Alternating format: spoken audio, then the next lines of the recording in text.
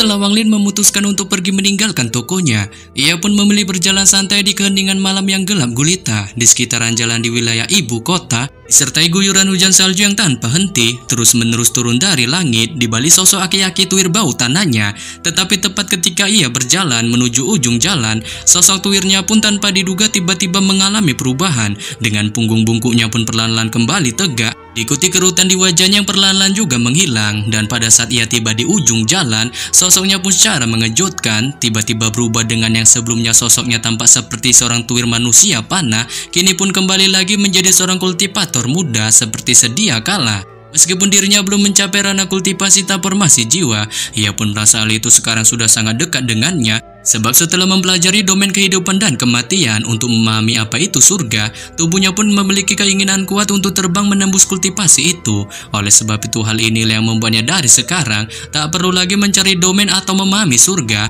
dikarenakan yang hanya perlu dilakukannya saat ini adalah menemukan tempat untuk diam-diam berkultivasi secara tertutup selama 10 tahun ini, yang jikalau ia berhasil melakukan hal itu, kemungkinan besar dapat dipastikan dirinya akan mencapai ranah kultivasi formasi jiwa.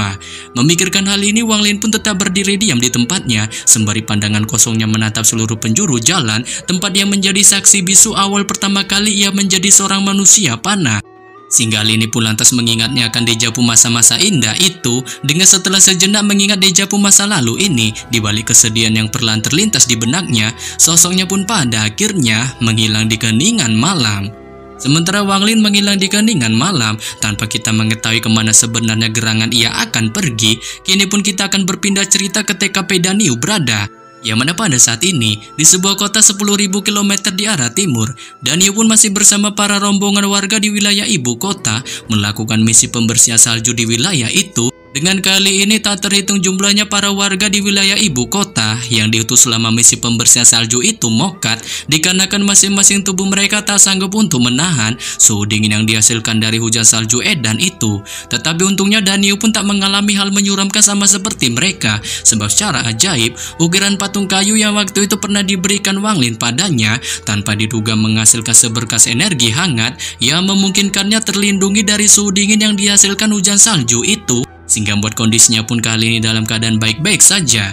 Namun ketika terus melakukan pembersihan salju itu, sampai-sampai waktu tak terasa menyentuh hingga beberapa pekan, Daniu pun tiba-tiba mengalami perasaan kangen yang amat luar binasa pada keluarga kecilnya, terutama istri serta Xiaoniu si anaknya, dan tak terkecuali yang paling utama adalah Wang Lin, mengingat dia sudah cukup lama tak bertemu dengan mereka, sehingga membuatnya pun merasa tak tahan akan hal ini, memutuskan untuk pergi menemukan keberadaan mereka. Oleh sebab itu meninggalkan camp tempat peristirahatan selama dirinya melakukan misi pembersihan salju di wilayah utara kota ini, ia pun secara diam-diam memutuskan untuk pergi meninggalkannya dan perlahan berjalan di keheningan malam disertai rintik-rintik hujan salju yang terus-menerus turun dari langit. Dengan setelah sejenak Daniu masih melakukan pelariannya ini, ia pun tanpa diduga tiba-tiba tersandung oleh sesosok mayat yang membeku di jalan dan secara membagongkan jatuh tepat di wajah si mayat itu, sehingga membuatnya pun sontak melontarkan teriakan kerasnya. Dengan tubuhnya spontan bergegas mundur dari TKP mayat itu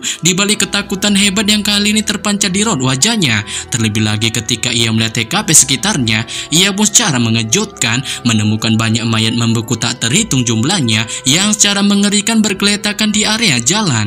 Saat ini pun lantas membuatnya yang melihatnya semakin mengalami perasaan rindu mendalam terhadap keluarga kecilnya, sehingga menyebabkannya pun kali ini hanya bisa terduduk tak berdaya di hamparan salju di balik perasaan sedih yang kian terlintas di benaknya.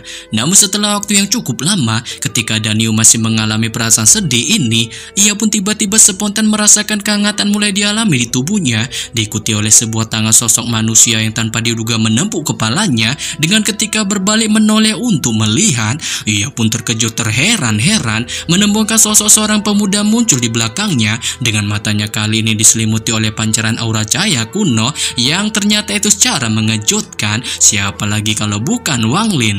Santai saja melihat kemunculan Wang Lin, Daniu pun terus memperhatikan akan sosoknya di balik kebingungan yang ditunjukkan di raut wajahnya, dikarenakan kali ini ia bisa melihat penampilan Wang Lin benar-benar jauh berbeda dari sosok pria tuir yang dikenalnya, kini menjadi seorang pemuda tampan berwibawa seperti pertama kali ia berjumpa dengannya waktu dulu ketika dirinya masih menjadi seorang bocil kematian. Sehingga membuatnya pun kali ini hanya bisa merenung sejenak memikirkan hal ini sebelum kemudian menanyakan pada Wang Lin mengenai dirinya yang apakah seorang manusia abadi. Saat Wang Lin pun yang mendengarnya segera mengangguk mengiyakan pertanyaan itu dan perlahan mencoba menenangkannya untuk tak perlu takut lagi dikarenakan dirinya ada di sini, sembari juga mengajaknya untuk bergegas mencari istrinya. Ya bahkan Danio pun yang mendengar pengakuan Wang Lin ini hanya bisa termenung terus memperhatikan akan sosoknya, seperti dari kelihatannya ia tanpa sedang bermimpi. Mengingat dia tak pernah membayangkan Wang Lin ternyata dengan cepat dapat mengubah-ubah sosok wujudnya dari yang sebelumnya menjadi seorang pria tuwir kini menjadi seorang pria muda. Sehingga hal ini pun lantas membuatnya hanya bisa secara bengong menatap Wang Lin di balik kegelisahan plus kepanikan yang terpancar di raut wajahnya. Saat ini pun buat Wang Lin yang melihatnya hanya bisa menghentikan kebagongan yang ditunjukkan Danio itu dengan segera melambaikan jarinya ke arah kepala si mantan bocil kematian itu yang membuatnya pun seketika pingsan. Ia pun kemudian pada akhirnya membawanya terbang bersamanya OTW pergi menuju ke suatu tempat. Singkat cerita, setelah waktu yang cukup lama, Wang Lin membawa Danio melakukan mode penerbangannya ini sampai menyentuh jarak beberapa kilometer jauhnya. Keduanya pun akhirnya tiba di suatu rumah yang diselimuti hamparan salju dan menemukan istri Danio di dalamnya yang kali ini sedang tertidur lelap. Menyebabkan Wang Lin pun segera membawanya pergi bersama Danio OTW secepat kilat menuju TKP perbatasan di wilayah ibu kota. Dengan ketika sampai di sana, ia pun langsung dihadapkan oleh dua penghalang cahaya hijau yang dibentuk langsung oleh aliansi 4 sekte menghalangi jalan. Tetapi di sini Wang Lin pun yang melihatnya segera mengatasinya dengan melesatkan energi spiritual di tangannya ke arah penghalang cahaya itu, sehingga membuatnya pun pada akhirnya hancur, membentuk sebuah terowongan yang bisa dilewati atau bahkan melindungi orang di dalamnya. Sebelum pada akhirnya Wang Lin pun segera meletakkan tubuh Danio beserta istrinya di sana. Setelah Wang Lin melakukan tindakan penyelamatannya itu, ia pun kemudian meninggalkan sebuah tas penyimpanan di dekat Danio sebelum pada akhirnya memutuskan untuk berbalik pergi meninggalkan keduanya. Namun tak berselang lama pasca kepergian Wang Lin, Danio pun perlahan terbangun dari kondisi pingsannya di balik perasaan halunya seperti ia baru saja bermimpi melihat Wang Lin pamannya. Dengan setelah sejenak mengalami perasaan halu ini, ia pun tiba-tiba menoleh ke arah samping dan spontan terkejut terherman menemukan sosok batang hidung istrinya ada di sebelahnya, sehingga membuatnya pun yang melihatnya tanpa basa-basi segera memeluknya disertai tangisan haru yang ditunjukkan di raut wajahnya. Setelah sejenak menunjukkan mode berpelukannya ini, istri Danio pun tiba-tiba menunjukkan rasa penasarannya dan menanyakan secara kepo pada Danio mengenai dirinya yang mengapa ada di sini bersamanya, mengingat sebelumnya ia masih turun secara lelap di dalam rumah. Saat Danio pun yang mendengarnya hanya bisa merenung sejenak sembari pandangannya menatap ke arah langit dan spontan tiba-tiba menemukan bahwa perasaannya bertemu dengan Wang Lin sebelumnya bukanlah mimpi melainkan sebuah kenyataan. Sehingga membuatnya pun kali ini memilih untuk tak memberitahukan hal itu pada istrinya atau bahkan melontarkan sepatah kata pun padanya. Sebelum kemudian ia pun mengalihkan pandangannya ke arah depannya dan menemukan sebuah tas penyimpanan tergeletak di tanah. Dengan ketika ia mencoba mengambilnya untuk tanpa basa-basi segera membukanya bersama dengan istrinya, alangkah terkejut terheran-herannya ia menemukan banyak kepingan emas ada di dalam tas penyimpanan itu, sehingga membuat keduanya pun yang melihatnya spontan mengungkapkan sujud syukurnya ke atas langit ibu kota sebagai bentuk rasa terima kasihnya atas pemberian Wang Lin itu. Mengingat Danio tahu kepingan emas itu kemungkinan besar sangat berguna bagi mereka untuk memulai kehidupan baru. Dengan pada akhirnya ia pun bergegas mengajak istrinya untuk pergi memasuki TKP wilayah dalam terowongan. Tetapi tanpa diduga, tempat tak berselang lama pasca kepergian Danio dan istrinya, Wang Lin pun tiba-tiba muncul kembali ke TKP mereka sebelumnya. Dengan ketika melihat menghilangnya sosok Danio, perasaan sedih pun juga perlahan terlintas di wajahnya. Namun ia pun segera membuangnya, mengingat ia tahu kemungkinan besar Danio akan memulai kehidupan baru yang sangat layak, sebab dengan pengamatan indera ilahinya, ia pun dapat menemukan ada sebuah kota kecil tak jauh dari terowongan yang dimasuki Danio dan istrinya. Dengan ketika keduanya terus mengikuti jalan terowongan itu, kemungkinan besar mereka akan sampai di sana untuk memulai kehidupan baru di dunia panah yang penuh tipu-tipu ini. Memikirkan hal ini, Wang Lin pun hanya bisa menggelengkan kepalanya tak berdaya di balik senyum yang ditunjukkan di raut wajahnya. Sebelum kemudian ia pun menunjuk jarinya yang memancarkan energi spiritual ke arah penghalang cahaya energi yang menyelimuti terowongan. Dengan ketika energi spiritual di jari Wang Lin itu menyentuh penghalang energi, terowongan itu pun secara anehnya tiba-tiba tertutup rapat dan pada akhirnya menghilang tak tahu rimbanya, sehingga memungkinkan bagi para praktisi tak akan dapat bisa memasukinya atau bahkan menemukan keberadaannya. Saat setelah melakukan tindakannya ini, Wang Lin pun termenung melihat sekitarnya sembari memikirkan mengenai gerangan tindakan apa yang harus dilakukan selanjutnya.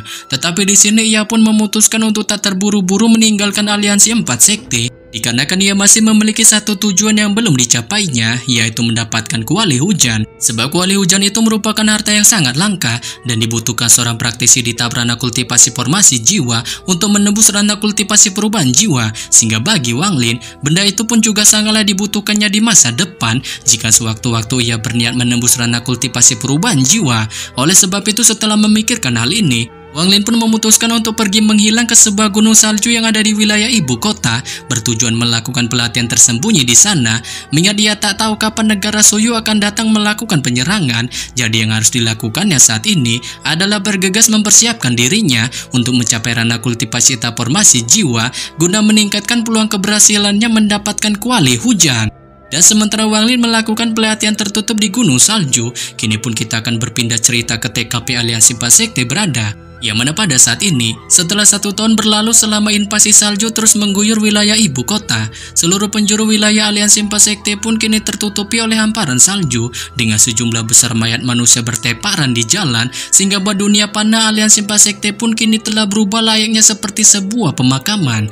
Bahkan bukan hanya kengerian itu saja, aliansi 4 sekte pun kali ini ternyata telah terbagi prinsipnya menjadi 2 paksi, yang salah satu diantaranya memiliki prinsip ingin bersembunyi cupu dahulu dalam mode menunggu pertempuran, sementara yang salah satunya memiliki prinsip ingin bertarung secara barbar sampai akhir, mengingat lawan yang akan mereka hadapi kali ini merupakan Suyu, sang negara peringkat keempat.